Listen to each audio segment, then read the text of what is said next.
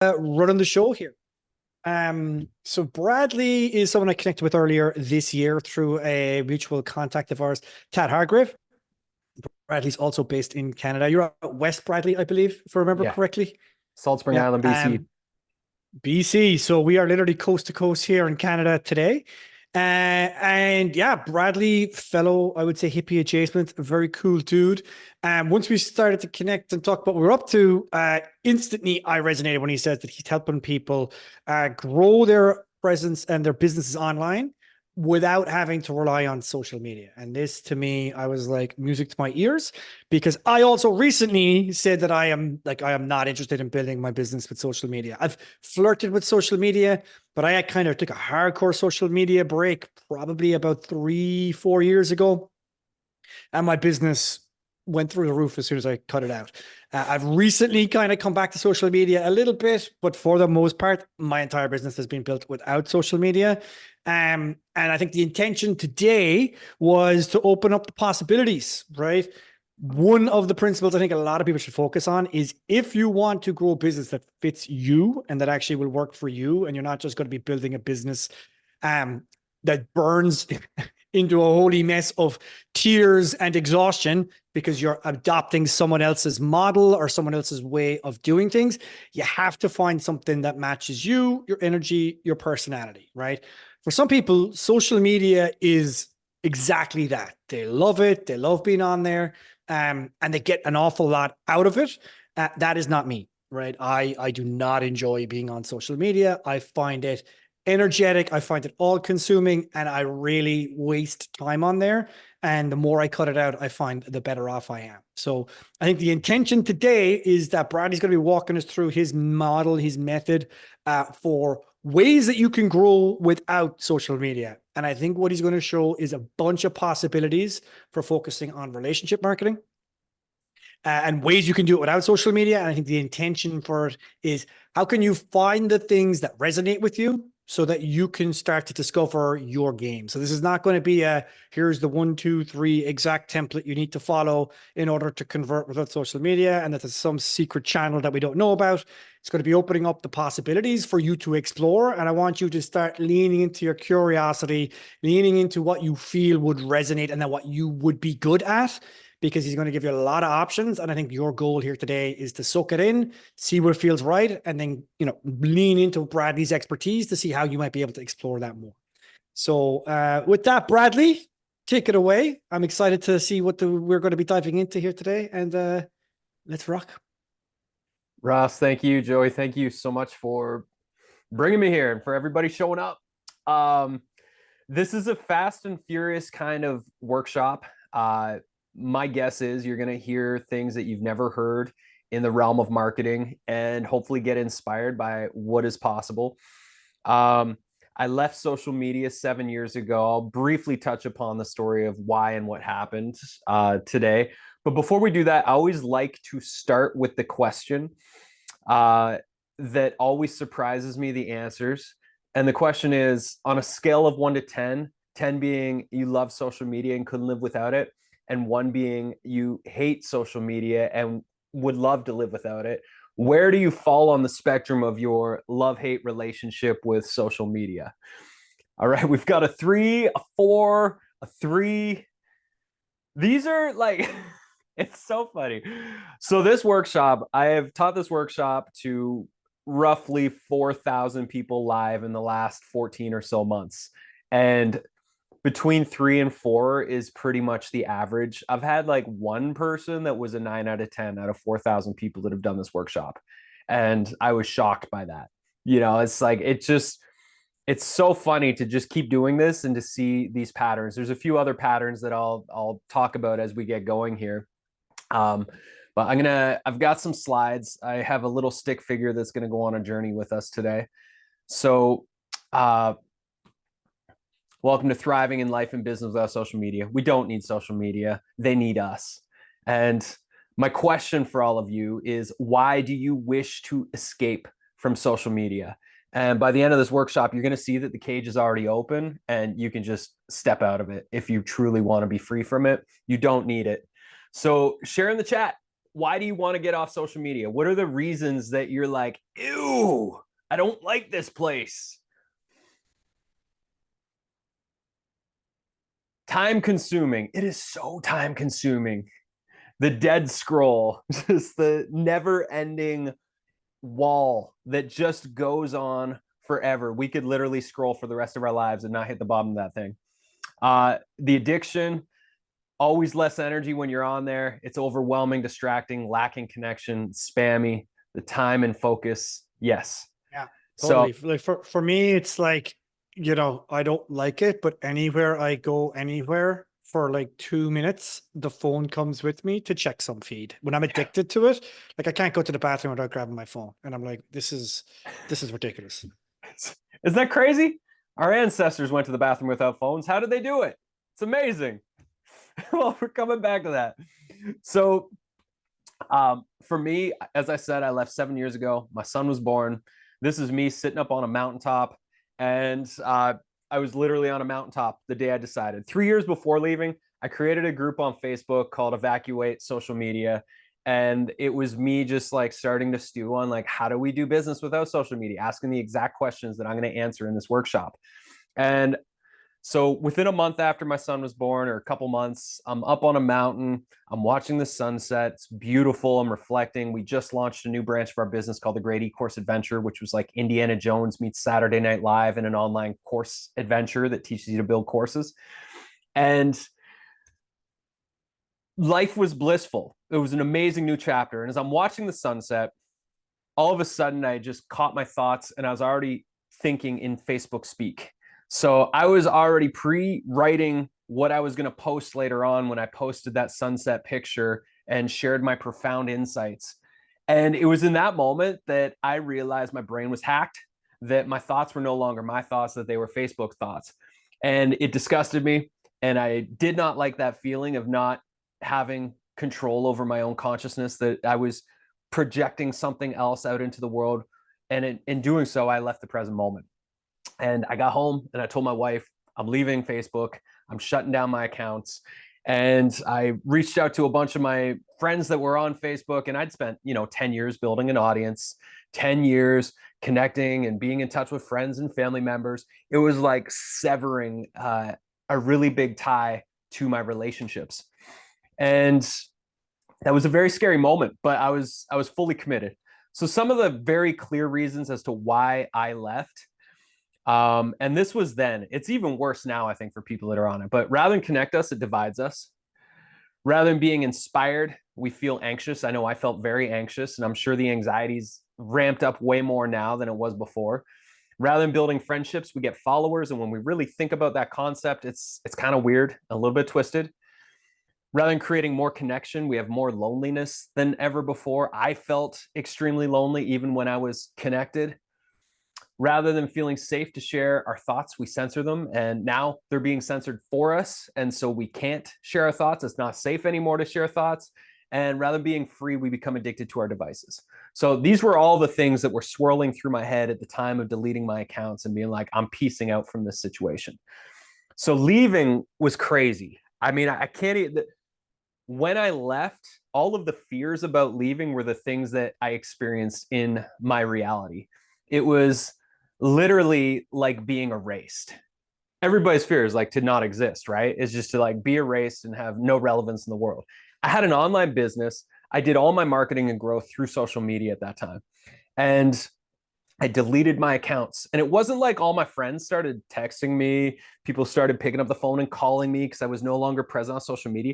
It was like freaking crickets for months. Nobody checked in like, hey, dude, where are you? Hey, man, how's life with the baby? Hey, we're having a party this weekend. Hey, do you want to come to a potluck? Hey, like nothing. I literally was erased from reality. And it was a really hard pill to swallow. These were like friends. These were people that I was in relationship with. And it just made me realize how embedded into these systems I was, that I felt like I no longer existed when I exited the matrix. Literally, like, it was crazy. And what that did for me was it made me realize all of that was fake. I needed to build a village around me. And having a new family, we're 3 years on the island that we're on right now on the west coast of BC. So still new to the community here. And my loneliness drove my wife and I to create Village. And so I started a men's group accidentally. It's called Man Ventures. We're 5.5, 6 years in now. Every Tuesday we get together, whatever guys show up, decide what we do the following week. And you can't do the same thing 2 weeks in a row. We've had some of the craziest, most inspiring, beautiful experiences. It's been the ultimate way for me to meet and get to know men. When a guy's having a baby, the other guys show up, we chop a winter's supply of firewood and stack it for them. We do meal trains, we'll do barn raising parties. It's like real community.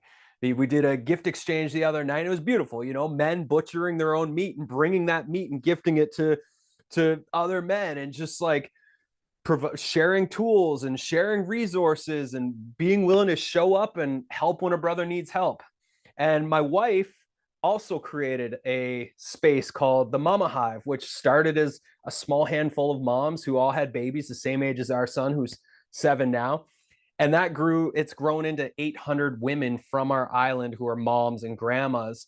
And there's been so much magic that has taken place inside of that space of community cultivation, helping, supporting women, supporting mothers when, single moms have no money, can't pay rent, people band together, meal trains when somebody's sick, meal trains when somebody's died. Like, it's just, we've learned what it means to be in Village again.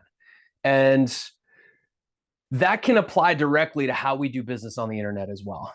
I mean, before we get into tricks on how do you grow your business, I would just say everything we have on the internet, all of the community and all of our contacts, it's not real Village, because those are not the people who are going to show up for work parties. Those are not the people that are going to send us food when we're hungry and we need a meal train, or when we're grieving the loss of a loved one. It's the people in our real lives that are going to do that. So no matter how big and successful we get in the online business space, we need real Village around us. And that does take effort, and we have to be the people who step up and create that Village. And that was what I've learned over the last 7 years. And then to apply the village building experience to how you grow business and how you market and connect with other people has been another entirely beautiful lesson on living life as a human and trying to do good in the world, and really honoring the people that I'm connected to. So to summarize the main lesson that I've learned from all of this is that we don't need more social media. We don't need more platforms. We don't need more AI. What we need is more social connection. We need more people getting together and feeling all right. So the question, I love asking this question because this is the big why. This is the motivator factor of like, why would you leave social media? So the first question is, how much time do you think you spend on social media per week? This includes scrolling, watching, making content, responding, using Messenger, all of the activities that take place. And give yourself like a generous bump of like, if you think it's 5 hours, it's probably actually 7 hours, because we know how like 3 minutes here and 4 minutes there just sort of slips away. So share in the chat, how many hours per week do you think it is? I would say the average out of the 4,000 people that have come to this is like at least 10 hours per week. So we got 5 to 10 hours, 10 hours, 20 hours. So the most I ever heard was somebody who came to the workshop and she was doing like 60 to 80 hours a week on social media platforms doing content. She was doing content on all the platforms and clearly was not leveraging her time right. But that was the craziest number I heard. I hope she had the most transformational life experience from this workship after leaving. That's a lot. That's a nice chunk. I couldn't even imagine. So let's just pretend it's 10, because that's easy. That's 40 hours a month of time. What would you imagine? You just like all the social media platforms went dead today and you got that 40, 50, 60 hours per month back. There's a massive void. What do you fill that time with? What would you do? Would you read? Would you do yoga? Would you create community events in your local neighborhood? Like, what do you do with all that extra time that you're going to be reclaiming today? Stare at walls. What That's what I'm doing this holiday season. Family, friends, and doing what you went to school for. What was that? Cynthia says, your Facebook personal business account was hacked 2 weeks ago. So you're liberated. So going to local singing women's group and have spent more time with friends and family. Amazing. It's amazing. Yeah. It's like, it's always there. It's always available. We could be doing it all right now. Yeah. Yeah. For me, I think about this often. It's like, even if it was 40 hours, like what, 20 hours extra into building stuff for the business and Yeah. 20 hours extra for myself for fun time. Yeah. Like I think depending on how exhausted from work I'm feeling, or depending on how productive I want to be, I usually tell myself I would spend this time doing social activities or doing business building activities. Yeah. And it's amazing when we start to think about what we could do with that void that takes place when we left. And I was left with a massive void and had to face loneliness. And within the space of facing loneliness, I had to create a new lifestyle for myself. And that was powerful and challenging. So for me, 7 years later, my work days went from on average to 9 to 12 to 14-hour work days because I was doing social. I was also at a different stage in my business where I was doing all the grunt work. I had 3 business partners. Now I have a team.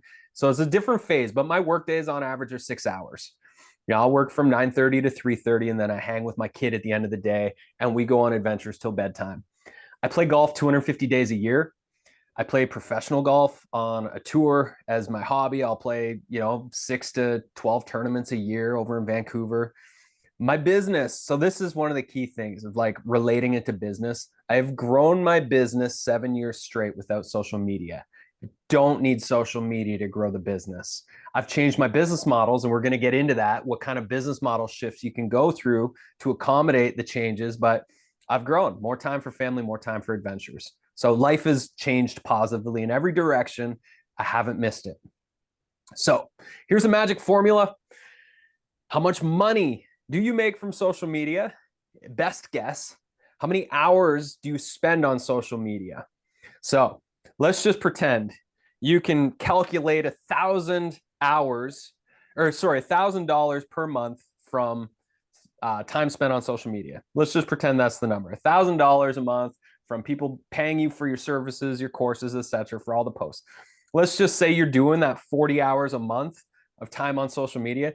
That's only paying yourself $25 an hour. If that's what you're making is $25 an hour for all the hours spent on social media, you should have somebody else logging into your accounts and doing all your posting for you.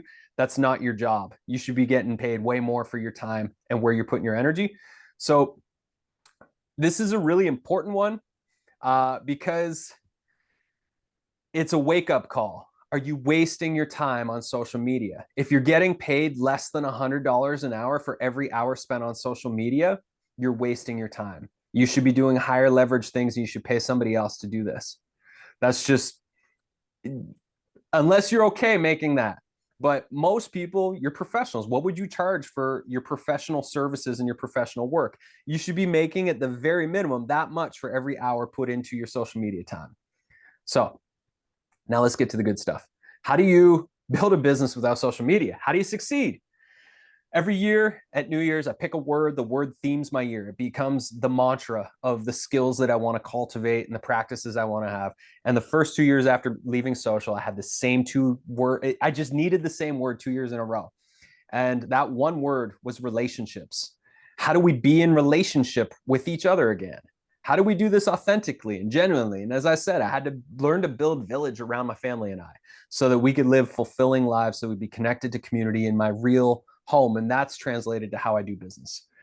So now we're going to get into, it's actually 19 relationships-based marketing strategies because I added one this week and I forgot to change that number. So we've got 19 strategies. These are strategies, not just things that I've heard on the internet. These are all strategies that I regularly implemented in my businesses and in the businesses of my clients over the last 7 years. And all of them are easily accessible without massive tech budgets and stuff for all of you. So this is where you're going to probably want to take some notes. Number one, obviously, email marketing. Ross, you changed my life. You came on my podcast You talked about your, doing 3 to 4 newsletters a week. At the time, I was doing 2 a week. I've bumped that up to 3 or 4 newsletters a week. It's been amazing. I'm just like doing the extra couple a week. It got my muse talking to me so much more. And it's just like, I'm just always riffing. I've created a bunch of new workflows to make that easier using Descript and having ChatGPT do my final edits and then bringing that all into my newsletter and editing hacks for my videos and podcasts. Because when I send a newsletter, it's a video, a podcast, and an article. So you can choose how you're consuming. But your email is the most sacred thing that you have. The people, whether you have an email list of 40 people or 40,000 people or 400,000, cherish those people. Those are your direct links to real people that are interested in what you have to share, and email them at the very least once a week. Like Ross, like me now, like 3-4 times a week. And it makes sense. When you leave social media, we're used to posting 1 to 3 times a day on social media. Every thought, it's just like, oh, I got to put that there. It's like with your email list, same sort of thing. It's like these people want to hear from you. Be in their consciousness. If you're not in their consciousness, they are thinking about somebody else. So you need to regularly impact and inspire their life and plant seeds. And they'll be way more likely and ready to join you if you have something that you're selling. I love this. I only send emails on the days I want to make money. It's so true. It's so true.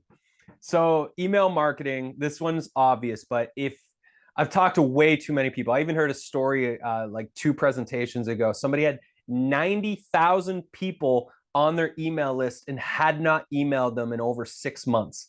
And I'm just like, what a Ouch. waste. That is so painful. What a waste. These are real relationships. These are real people. Treat them like their family. Treat them really, really good. That's my number one tip is like, you got to get your email game in order. Love them up, send them stories, send them everything. This is the next one, signature workshop. Every single person who is a coach, a teacher, an educator, everybody needs a signature workshop. Do you know what a signature workshop? This is a signature workshop. This is my Thriving in Business Without Social Media signature workshop. I just led a group, 57 people, through a process of creating a signature workshop and learning how to tour it. So your signature workshop is like the gateway into your life's work. It is new audiences' first experience of you teaching. So it creates resonance. You share a little bit about your story, your background, your philosophies, and then you guide them through their first breakthrough with you. And then at the end of it, you call them an adventure. Do you want to come work with me more? Here's a few ways that you can work with me. And they either do or they don't. This one workshop's grown my email list by over 4,000 people this year. I've shown up. This is my 19th in the last like 14-ish months. I've shown up for 19 hours of teaching. It's been per workshop, it's less than 30 minutes of actual preparation and work and communications. So that's like less than 40 hours for 4,000 emails joining my lists. That's leveraged time. And this is fun. It's like real connections with people. When I became an entrepreneur, the whole goal was just pure passive income, which I've done very well. But real connections is actually the most valuable, most fulfilling, most satisfying thing. Making money while you sleep is fun, but also transforming people's lives and seeing the looks on their faces when they have those insights is equally delightful. So everybody should have a signature workshop, every single person. And you might have multiple signature workshops. I'm crafting a new one around turning your life's work into a work of art. So that's going to be my next signature workshop that I take on tour. The whole thing, once you've designed your signature workshop, a 60-minute workshop that brings people into your story, your philosophy, their first transformation, and the call to adventure, then you reach out to people. Podcast hosts are great people to reach out to. I reached out to Ross, and I are exchanging right now. And you ask people, can I teach this workshop to your audience? You can keep the recording, you can have it for your members, whatever you want to do. And then you just tour the same workshop again and again and again. And you will not believe how many people are excited to host you for a workshop. It's fantastic. And it's the easiest, simplest, most scalable marketing strategy I have discovered in all my times. You finish a workshop and you ask whoever hosts you, hey, who do you recommend I reach out to next? And sometimes they'll make an introduction for you. It's absolutely beautiful. I do workshop exchanges with people. Be like, yeah, I'll teach for your audience. You teach for mine. It's the best. So You need a signature workshop. Make sure in 2024 you create a signature workshop and you take that thing on tour. It'll change your life. You know, that whole, what do we talk about? 40 hours a month. I've done 40 hours in this entire year on my workshop. I keep improving it a little bit by little bit every time I do one, and that's grown my list by a lot. So when was the last time Facebook, without spending a fortune, grew your list by 4,000 people? Probably hasn't in your entire career on Facebook. Now, if you just took the first two, I was going to comment there. If all you did was took a signature workshop on tour and emailed the people who register, because you will get the registrants as contacts, as leads. Like if all you did was those two things. And I just want to point out something that Bradley said there, because he kind of tacked on to the end of it. But if you network affect it, meaning for every one you do, you ask for 3 contacts that person would know. All you need is 1.1 additional connections after that, and you will never run out of leads. Because for every one workshop you do, you will be connected to at least one more person. And typically you'll probably get 1 or 2. And like you literally will have the ability to run workshops forever, and then your list will grow forever. Obviously, we're not talking about scaling to a gazillion leads, but you don't need a gazillion leads. No. You need quality relationships with people who pay attention to you. And the best form of relationships are warm referrals of people like, hey, everybody, I've got this cool person and I'm hosting them for this thing and you should come check it out. And if it's a topic you're interested in, you'll check it out. I signed up for somebody else's signature workshop today because it looked like a topic I was interested in. And it's live. That's the thing. This is not pre-recorded. We're all here. We're present. You can really get somebody's vibe and be like, I want to work more with that person or not. Next, licensing. Between 2009 and 2012, I taught more than 500 meditation workshops, got burnt out from teaching meditation, produced a meditation library for the next year and a half, 48 tracks, custom composed music with each one. And then I have since licensed those meditations across 8 different apps and companies. And that has generated hundreds of thousands of dollars of pure passive income. I haven't had to grow an audience, and I've reached over 2 million meditators with my meditations. Nobody talks about licensing. I haven't come across anybody talking about licensing. Like if you have an audio library, if you have a very niche specific audience, if you have like a course that you can get certified with, those are licensable assets that you could take to other governing bodies, other apps, etc. And you could license those courses, that audio library, etc. I taught a course this year to 40 meditation teachers and taught them all, ticked them through the process of producing their meditation library and then licensing it across a bunch of different apps. Apps are looking for content creators with really high quality content. You make your intro, you give them your stuff. If they say yes, you start making money. You can get royalties monthly, quarterly, annually. They might buy out your stuff. You might get paid per percentage. Licensing is amazing. There's a lot of opportunities if you have a high quality library that's just sitting on the shelf making the occasional sale. Think about where you could license it. Do some Google searches and you might find some amazing spots. Next, guest appearances. So everybody talks about go on a podcast tour. Here's a story. I did a podcast on the $100 MBA earlier this year, had 120,000 downloads in the first week. And then I taught a signature workshop. You would think the signature workshop had, it was close to 500 people signed up. You would think the 120,000 downloads from the podcast would have grew my email list astronomically, but it did not. I had less than 20 people join my list from that 120,000. I had 500 people join my list from the signature workshop. This story goes on and on and on. I've done some big podcasts over the years. And whenever I do these big podcasts, I'm like, this is it, our big break. And then I see the numbers, it's like, well, that wasn't so much. And then I do these signature workshops, and it's just like every time, it's just like 100 people, 200 people, 500 people. It's just like, it just is so much more scalable and easy when you're doing this. So when I reach out to people about doing a signature workshop, so I'll reach out to podcast hosts because they're looking for guests. And I'll say, hey, I've got this workshop. Can I come teach it to your audience? They say yes. And I say, cool. Do you want to have me on the podcast first to promote the workshop?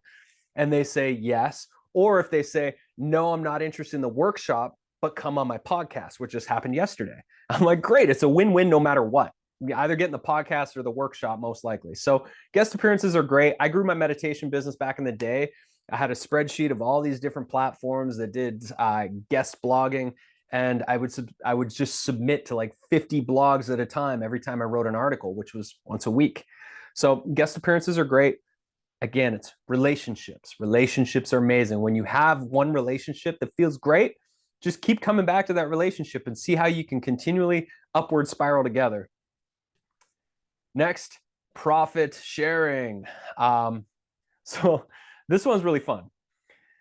My business model shifted from client work to business partnerships several years ago. If you're a service provider and you do really cool work, this changed my life. This increased my business, my income so much over the years. And so instead of charging $50,000 or $100,000 for a project, Majik Media now charges a retainer for 12 months, which is a smaller fee that allows us to infuse our team into somebody's team. And then we get a percentage of revenue on top of it. So just an example of one we just did right now is we're building a mighty network. We're supporting with touring a signature workshop and designing it. We're supporting with 2 different teacher trainings, and it's a 2-year contract from the time of launching. And so we're building the community, their membership, all the things. And there's a down payment plus a 12-month retainer plus 20% of revenue on all the things that we design together. And this one partnership will probably be a 6-figure partnership over the next couple of years, probably multiple 6-figure partnership.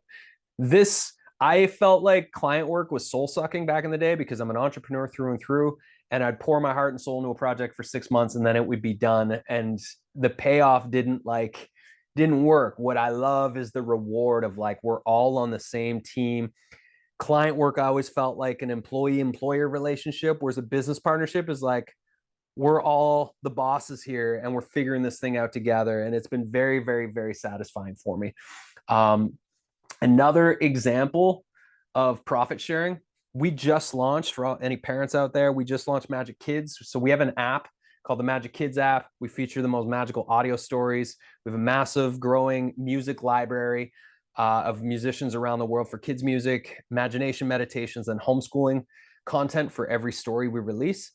So we've already brought on well over 100 artists, musicians, authors, illustrators, voice actors for the stories, musicians to score the music and sound effects, musicians to bring in their sing-along songs, etc. And we're the first fair pay publishing company. So we put 50% of the revenue back in to the artist pool. So our artists get paid royalties based on the number of subscribers we have and the number of engagements with their content. And artists are so stoked. It's like finally a platform that honors the artists. And so that's another profit sharing thing. Think creatively. If you don't have the budget to hire hundreds of artists, think about how you can create a structure and a model where everybody wins. Next, collaborative. This saved my ass and allowed me to do world-class work at a time when I didn't have a bank account to hire people that could help me do world-class work. If you have a vision, if you have talent, if you know what you want to do, but you don't necessarily have the design skills or the media skills, there are so many artists in the world who are working shitty corporate jobs that they do not like, who would love a side gig that allows them the potential to quit their corporate job because maybe they could earn a percentage on something. So when building Majik Media over the years, I've had a bunch of projects where I called in my buddies who are amazing designers, techies, videographers. I'd be like, here's what I want to build. I think we could have a lot of fun. I think we could make a lot of money. I'll pay you 25% on everything we make forever on this thing. Do you want to help me? That's how I built my meditation library. It's how I built a bunch of courses and memberships over the years. It's similar to the profit sharing thing. It's like, bring your friends into the thing you want to do, make them business partners with you, sign a contract that is legal and legit so nobody argues over the money when it comes in, and do something together. You don't have to have the $50,000 or the $100,000 in the bank account to make magic happen with amazing, talented people. You can enroll them, and collaborations are a beautiful way to do that. Next, affiliate marketing. We've all heard of it. We all probably know about it. It's great. If you're organized and you've got your resource section ready with all your pre-written emails and social media posts and all the things, I'll just show you real quick. Like, when we do this particular workshop and somebody says, yeah, I want to do, this, I want to do the workshop with you. We're like, great. Here's our media page. Go to the media page. 3 pre-written emails, 5 pre-written social media posts. It's just a great way to show people or to give people everything that they need, so you don't have to go back and forth again and again and again. I just posted the link there, and those that are watching in the future, I'll share in the show notes. But affiliate marketing is awesome. It's basically you get other people to promote your stuff, and they make a commission on every referral they send your way. Super simple. We use ThriveCart. It's a great little shopping cart system. There's a lot of tech out there that's not overly complicated. You just have to be organized and have a page like the one I posted there, a media page that makes it easy for people to get what they need and not need to go back and forth and spend endless hours. Next, Just sponsorships. one point on that as well. I would Yeah. pull out a lesson from that, right? Like I've been in a lot of the affiliate game, working promotions for other people and whatnot. What you really want to do is make the person that you want to promote you have to work and think.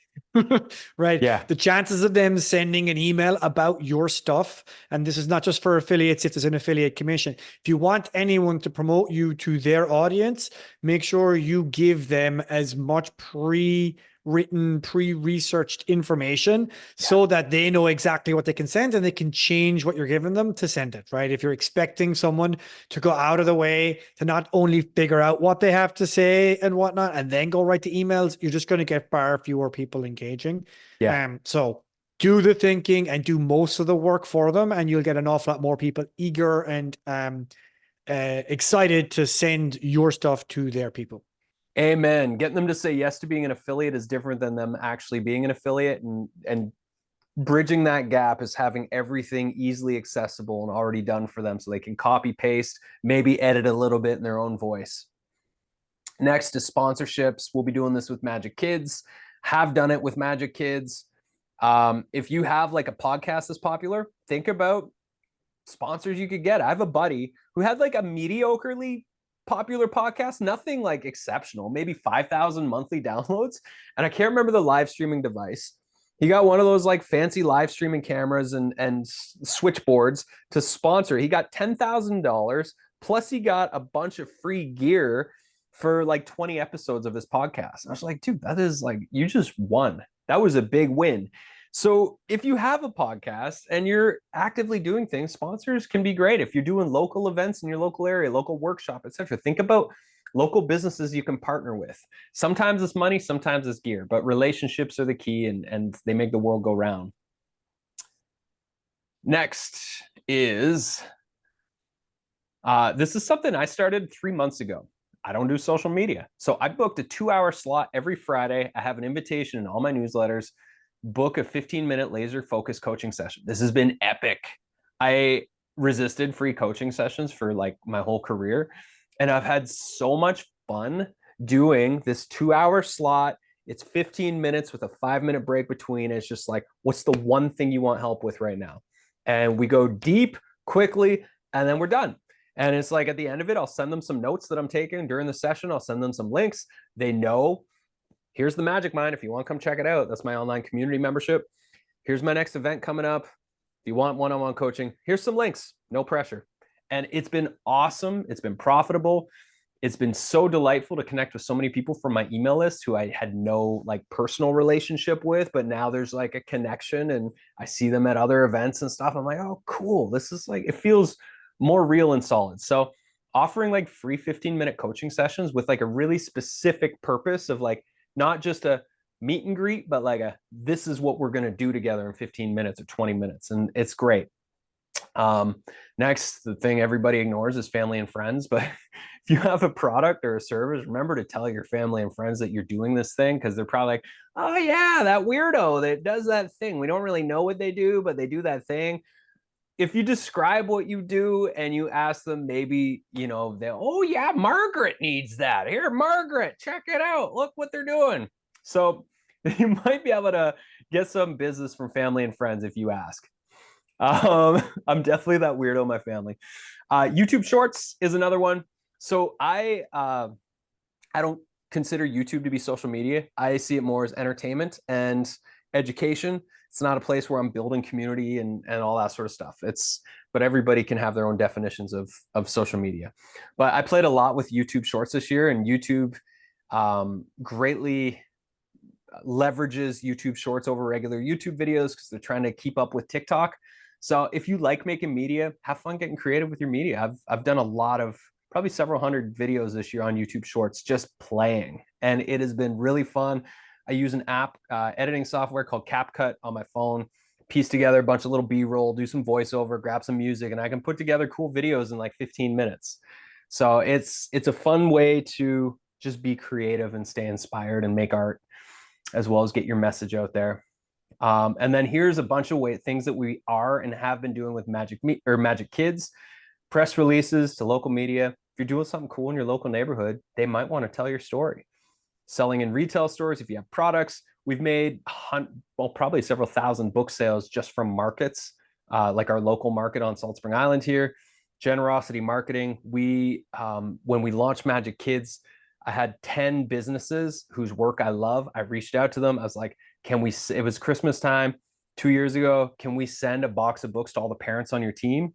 We ended up making a relationship because of this with the Harmon Brothers, one of the biggest comedy advertising companies in the world.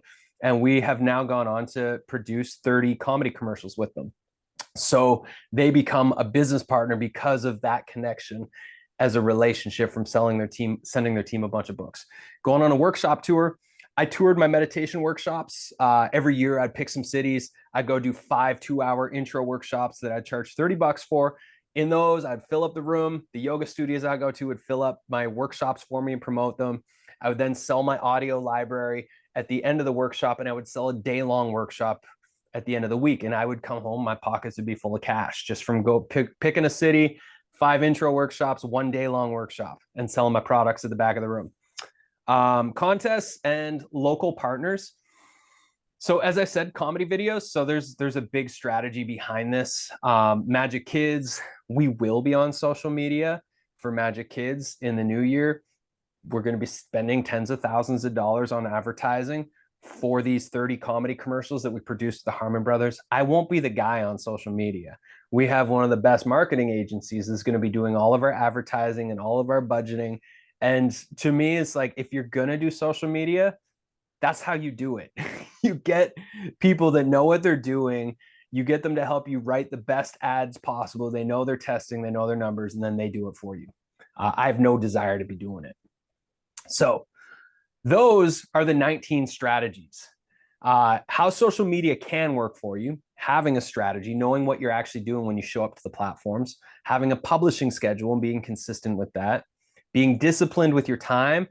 We have a phone box in my family. So my studio that I'm in here is detached from our main house. We keep our phones in the phone box after hours in the studio, so I can't disappear from my family and be on my phone. It's like the phones are in the box in the studio. It's really inconvenient to go look at them.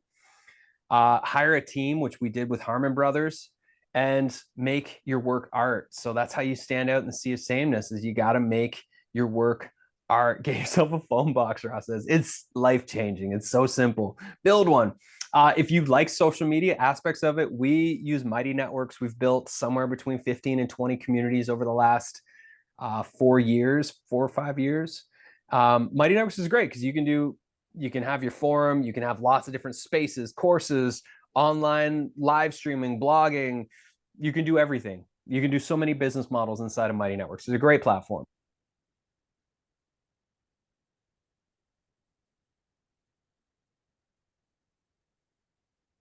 Oh, Bradley, so I think your camera died. Your mic has also died. I warned you So that might happen. That's There we fine. go. Your mic is back. We can hear you. We lost your audio for a second, but you're back. Perfect. Yeah, I warned you that might happen. No Okay, problem. so give yourself a gift. This is my final invitation. Reevaluate your marketing strategy. Is it working? Does social media actually work for you? Decide if it works for you and your business. Spend a day over the holidays just reimagining what your marketing strategy, your growth strategy, if it's based on relationships, could look like in 2024. Choose 2 of the things that I mentioned today. I mean, email marketing and a signature workshop would be the 2 I'd recommend the most to every single person. and leave social media if you must, or cut back. And then the final thing is just protect your consciousness. This is a crazy time on planet Earth. We're bombarded all the time, and it's important to just like protect ourselves. And the best way to protect ourselves is to not engage on those platforms and just to engage in the real world as often as we possibly can. I have a PDF because today was just rip roaring and fast. I'm going to post a bunch of links here, and you can check them all out. But the first one is a PDF version of what we just covered, so that if you need a recap and reminder, like you can print this thing out, and it is the top link there. And that will help you remember. And then, one second, there we go. Next Wednesday, anybody that wants to teach more in 2024, I'm teaching my year-end workshop. It's the second link inside there. It's $100. It's 2.5 hours. You're going to come up with at least 10 workshop ideas for paid workshops that you can do. And you're going to lay out your plan. You're going to map them out, and then you're going to book them in your schedule so that you start the new year being like, here's a whole bunch of ways I'm going to make money next year. I have a training starting in January. You can check that link out if you want to design a group coaching program. This is a 4-month training. And then my Magic Mind's my main community that anybody is welcome to check out. It has all the things. It's all-inclusive buffet of everything, 3 live events a week.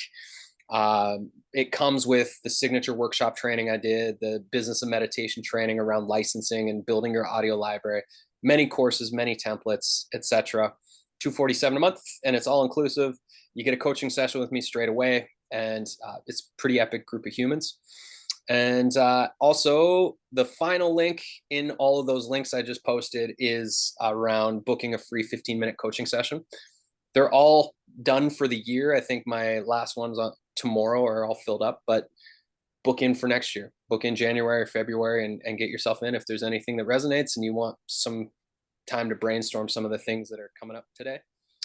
And that's it. Share this masterclass on social media because I can't. I need your help to get it out there on social. And that's exactly. Yeah, okay. Operate in social media. Have other people post your links. Yeah, that's right. Yeah, can you all just please post this? And that's it. Thank you. Awesome. Thanks for coming on this fast and furious adventure. Yeah, sweet. So for the questions, I'd love to see what resonated and like which of these, let's do a little brainstorming maybe for like what resonates with you. Like what I observed here, which is what I've seen with other clients that I've worked with that don't want to do the social media thing. Like there's one lady, she just does not want to use Facebook ads or YouTube ads, Google ads, because she's just got a principle religion-based thing against big tech, which excludes herself from social media. Like, there's other ways to find your people. And what I see with the theme through all of the thing that you kind of pointed out, Bradley, is who already has your people, right? What are the businesses? What are the communities that already have your people? And then how can you connect with them and show up? I love that generosity marketing, right? Like, I want to connect and build a relationship with these companies because they resonate with them a lot. And I'm just going to go direct and build that relationship and then downstream the results that happen. Like that's really, I think, what I picked as the theme through everything you were teaching.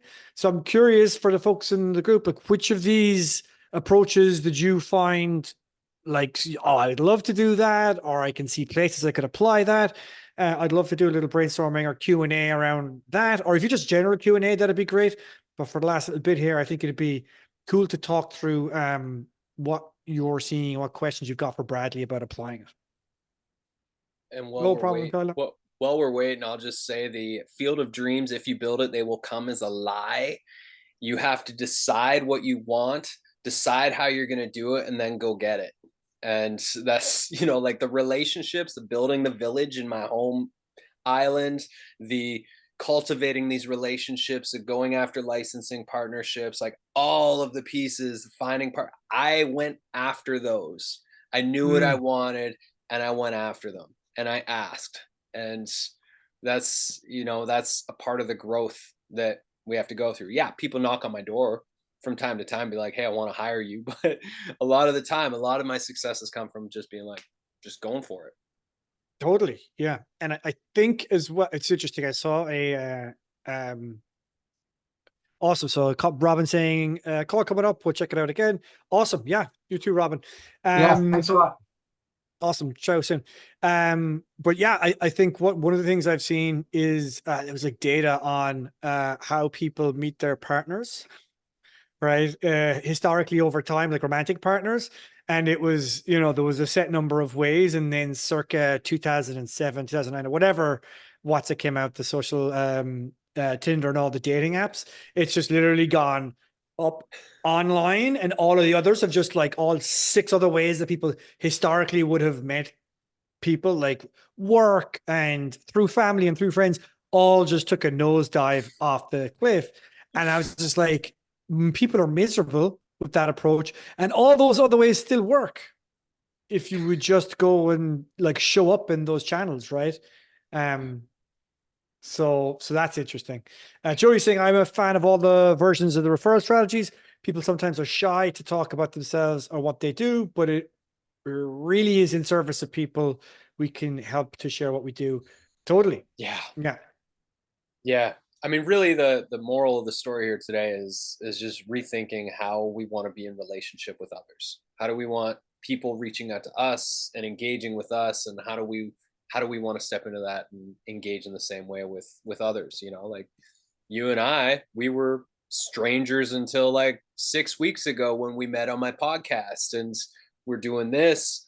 I'm putting your book out. I hope we do some more workshops in the new year. Like there's all sorts of ways that we can now collaborate and be like, hey, let's team up and do one of those collaboration things. It's like, here's a day-long workshop on XYZ that people can do. And it's like when we mix together and alchemize our gifts, it's like magic happens, and we can't do the same things unless we do it together. Totally. Yeah. I really, Cynthia is saying, I appreciate the reminder of the time I can reclaim by being intentional and to market in a way that feels in better alignment. Yeah. Yay. 100%. We'll give you a heart and a fire emoji on that there, Cynthia. But yeah, I love that. Like that's the part that I was seeing as well from what you were sharing is like, it's not necessarily that these are how you were going to build your entire business, but these are the tools that I think you can use to strengthen the relationships that you want to build. Yes. Right. And other ways that you can offer to interact and engage with those relationships. And a lot of them are building systems. Like with the signature workshop thing, that's just a system now. It's a copy paste email for the outreach that will shift a little bit. But once somebody says yes, there's a copy paste email. We have all the content that's already to go. My slides, I'll go in and change things a little bit between each session that I do. But now it's like I can show up 5 minutes before and I'm ready to rock and roll. So it's highly scalable, this type of model, which is beautiful. Totally. Amazing. So any questions, folks? It looks like Jose Daniels Otter has prepared a lovely selection of action items here, which is to reach out to your podcast host about hosting a workshop, choose 2 strategies to implement from the 19, and evaluate your current marketing strategy and decide if it works for you and your values, and consider cutting back on social media. I think that's a pretty good synopsis of the whole thing. Sweet action. That's perfect. Amazing. Not too shabby, Mr. Otter. Any other questions, folks? Happy to stick around here and jam on them if you'd like. But Bradley, that's the top of the hour. Appreciate you, Ross.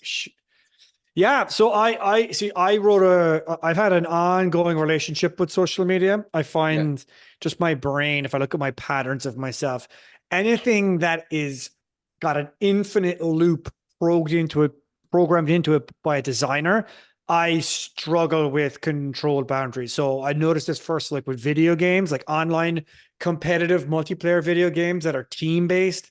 Like if I have like 2-3 people I'm playing with and we're playing against another like 2-3 people, and there's just the ability for like one more round. Yeah. Like the combination of peer pressure and just another 10 minutes, like my time just evaporates, and my discipline with that is very poor. Similarly with scrolling, like same thing. And so I, over the years, have built boundaries in place to like have this stuff totally removed, because it becomes an issue. And I'm pretty good at the discipline, but every now and again, one of the boundaries breaks down, and unconsciously I don't observe it until I'm like, I'm spending way too much time on social media again, and I have to go back and remove it. But the business that I want, the business that I envision, does not have me anywhere near social media, because exactly what you said. Like, if I have to have my entire business focused on like me needing to show up in like Facebook or with a Facebook community, and I'm trying to keep people engaged, like that's just going to be bad news for me, because I then will have a legitimate excuse to always be on there. Yeah. And it's just no go. So from what you shared, the ones, it's interesting, like we are using a number of these ourselves. uh Email marketing, obviously everything that we do, my entire game is ads, social media ads that I don't post, but I pay Facebook to show to people, get people from social media onto my email list, right?